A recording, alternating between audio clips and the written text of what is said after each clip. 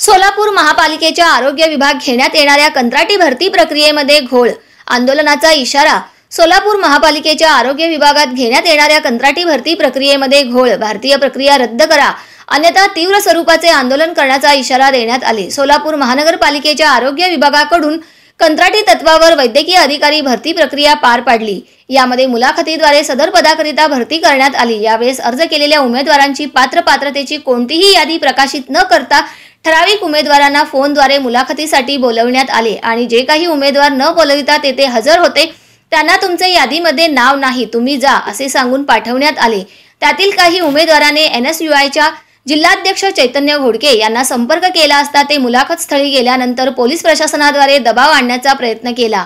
या विरोधात आक्रमक झाल्यानंतर उपायुक्त लोकरे यांनी भेट देऊन येथे उपस्थित सर्व उमेदवारांची मुलाखत होईल असे सांगितले।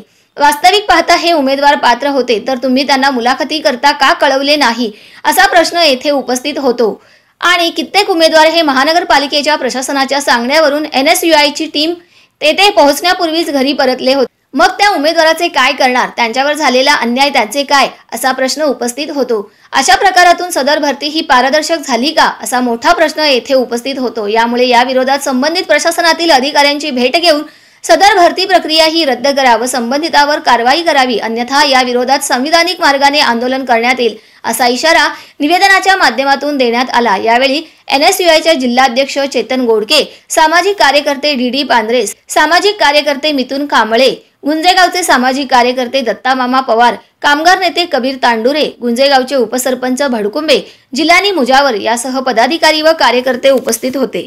आरोग्य विभागाकडून 29/7/2024 रोजी वैद्यकीय अधिकारी कंत्राटी पद्धतीने घेण्याची जाहिरात निघाली होती। त्या संदर्भात 5/6/7 रोजी ऑगस्ट महिन्यामध्ये इंटरव्ह्यू घेण्याचे ठरले होते। मुलाखतीद्वारे हे अधिकारी घेण्याचे ठरले होते, परंतु सदर मुलाखतीला ठराविक जवळच्याच लोकांना बोलवून बाकीच्या अन्य लोकांना त्या संदर्भात कोणताही संपर्क न करता ठराविक लोकांच्याच मुलाखती घेण्याचे ठरवलं।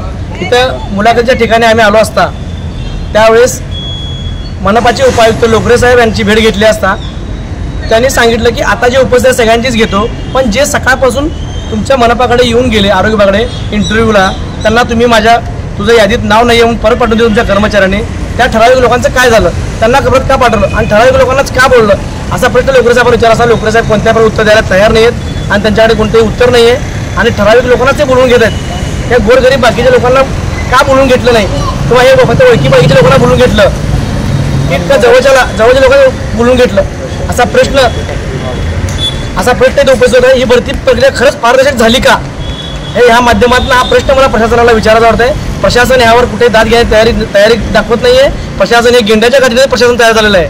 त्या मनपाच्या त्या उद्या ह्याच्यानंतर जर लवकरात लवकर जर याचा निकाल आणि भरती प्रक्रिया रद्द जर नाही केली तर आम्ही याच्याविरुद्ध उपोषणाला बसणार आहे व उद्या क्रांती दिनी महापालिकेच्या अशा भ्रष्ट अधिकाऱ्यांच्या विरोधात आंदोलन आम्ही करणार आहे।